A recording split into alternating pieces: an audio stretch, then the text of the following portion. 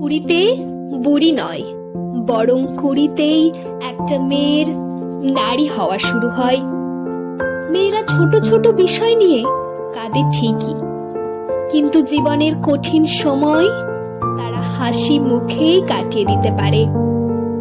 মেয়েদের জীবনে স্বামী হলো সেই রক্ষাকারী ঔষধের মতো। ভালো হলে তো ভালো, আর ভেজাল হলে জীবন নষ্ট।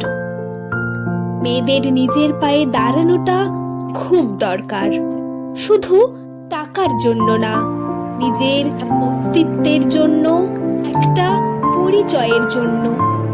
মেয়েদের বলছি, তুমি যেটা চাও সেটাই করো। লোকে কি বলবে তাতে কান দিও না, কারণ তুমি যেদিন জন্মেছিলে সেদিনও লোকে বলেছিল, ইস মেয়ে হয়েছে।